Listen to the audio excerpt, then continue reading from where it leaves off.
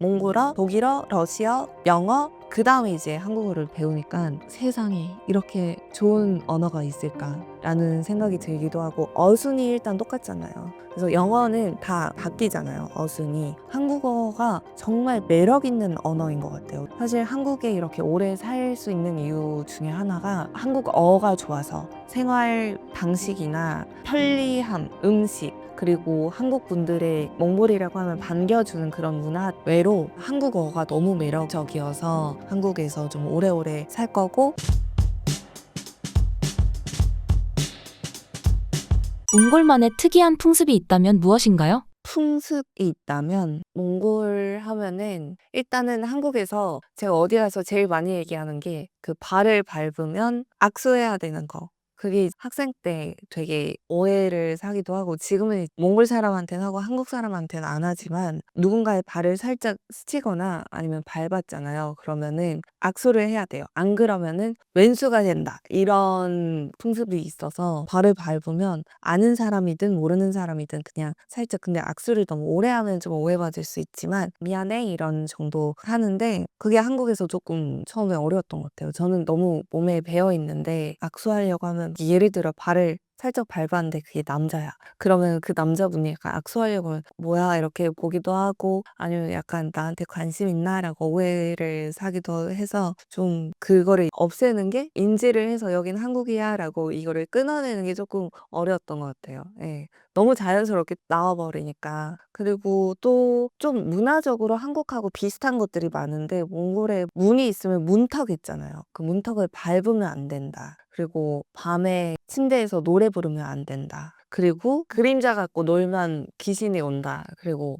집에서 휘파람 불면 뱀 나온다. 뭐 이런 말도 안 되는 미신 같은 것들이 많고, 그런 것들 보면 한국하고 비슷한 부분도 되게 많은 것 같아요. 그런 문화들이 약간 아시아 문화권의 나라들, 중국, 한국, 몽골 이렇게 해가지고 일본 이렇게 보면은 좀 비슷한 부분들이 많은 것 같아요. 그래서 제일 한국하고 달랐던 문화는 발을 밟으면 악수하는 거. 그게 저한테는 어려웠어요. 처음에 어학당을 왔어요. 어학당 왔는데 이제 버스 타고 다닐 거 아니에요. 근데 버스를 탔는데 이제 버스에서 자리가 없으면 서서 손잡이 잡고 다니잖아요. 근데 잡다가 버스가 브레이크 잡을 때 옆에 있는 남자분의 발을 밟은 거예요. 전 진짜 관심이 있어서는 아니고 그냥 발을 밟았는데, 그냥 자연스럽게 악수를 하려고 하니까 자기가 잘생겼다는 걸 알았는지, 이제 저는 학생이었으니까 약간 저를 뭐야 이렇게 보는 거예요. 왜 나랑 악수하려고 하지? 왜 내 손을 잡지? 이렇게 보시길래 부끄러워가지고, 버스를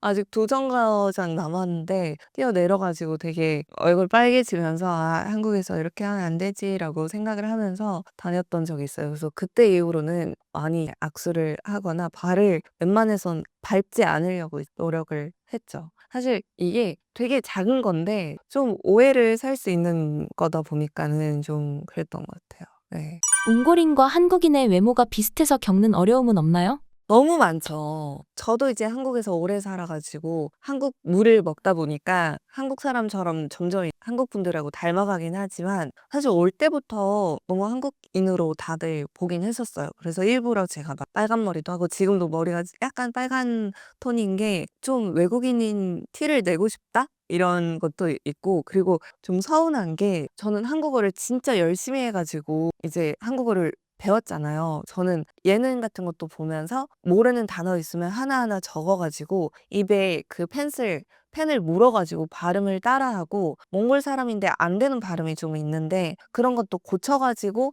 지금의 한국어가 이제 이렇게 나올 수 있게 됐는데, 가끔 보면 너무 외모가 똑같아서 당연히 얘는 혼혈이거나 뭐 교포이거나 아니면 한국에서 몽골 사람인데 한국에서 태어났거나 그러겠지라는 게 그냥 마음속에 깔려 있는 것 같아요. 저는 정말 열심히 해서 한국어를 배웠는데, 좀 내가 노란 머리였으면, 내가 정말 그 샘 해밍턴 같은 그런 만약에 이미지였으면 정말 박수를 받지 않았을까. 지금은 그냥 아 그래 몽골이 원래 비슷해.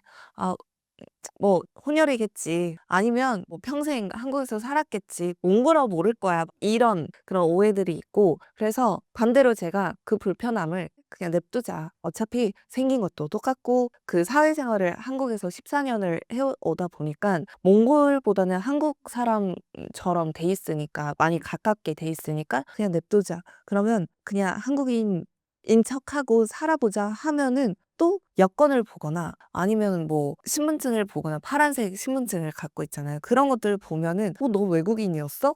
왜 말을 안 했어? 이렇게 하니까는 그럼 나보고 어떡하라는 거지? 이런 상황이 이제 좀 서운해요. 보면은 한국어 열심히 배워도 그렇고 안 배워도 그렇고 안 배웠을 땐 되게 답답하고 너 이제 한국어 빨리 배워라 막 이렇게 하다가 이제 배웠는데 그렇다고 해야 되나? 만약에 이제 어디 가면 노란머리인 진짜 외국인이 있어. 미국인이거나 유럽 사람인데 예를 들어 그냥 안녕하세요 이것만 발음 똑바로 해도 한국어 잘한다 잘한다 이렇게 하는데 저는 오히려 생긴 게 너무 한국 사람처럼 생기기도 했고 한국어를 잘 하다 보니까 근데 저도 외국인인데 100%다 알지 못해요. 그러면 너 이것도 몰라? 약 오른다고 해야 되나? 그래서 더 지금도 간혹 가다가 모르는 단어가 생기거나 안 되는 발음이 생기면은 좀 열심히 해가지고 이왕 배운 거 한국어 제일 잘하는 외국인으로 남아보자라는 생각으로 많이 바뀐 것 같아요. 한국어를 배울 때 힘들었던 점이 있나요? 몽골어 하다가 사실은 독일어를 먼저 배웠어요.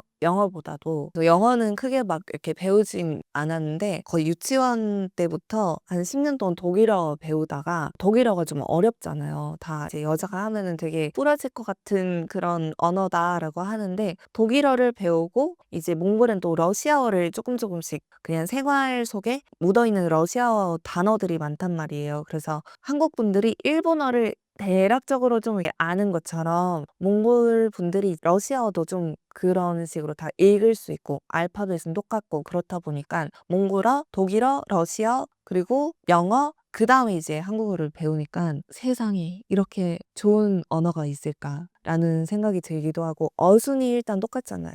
그래서 영어는 다 이렇게 바뀌잖아요. 어순이 독일어도 다 바뀌고 그래서 한국어가 정말 매력 있는 언어인 것 같아요. 저는 사실 한국에 이렇게 오래 살 수 있는 이유 중에 하나가 정말 한국어가 좋아서 물론 아까 얘기했던 그런 생활 방식이나 그런 편리함 그리고 음식 그리고 한국 분들의 그런 몽골이라고 하면 반겨주는 그런 문화 그런 것들 외로 한국어가 너무 매력적이어서 한국에서 좀 오래오래 앞으로도 살 거고 지금까지 오래오래 살 수 있었던 것 같아요.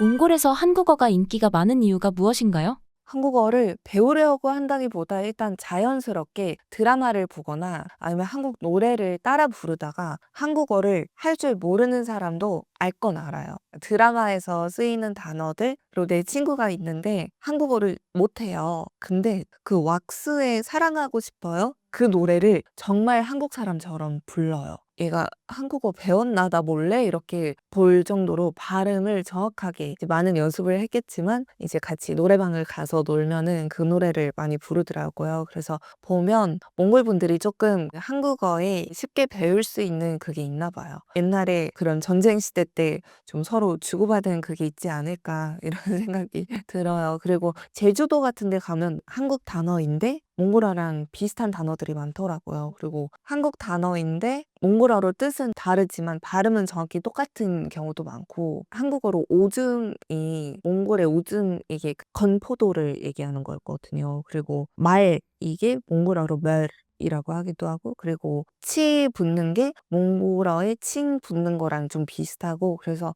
좀 이렇게 단어가 좀 비슷한 것들 보면 옛날에 같은 아시아다 가까운 나라다 보니까 좀 그런 게 좀 영향이 있지 않았을까 이런 생각도 들고 공주도 몽골어로 군주예요. 그래서 좀 비슷한 단어들이 많아요. 그리고 만두도 몽골어로 만토. 그래서 좀 비슷하죠. 좀 한국어를 배우는데 완전 다른 언어보다는 조금 더 수월했어요.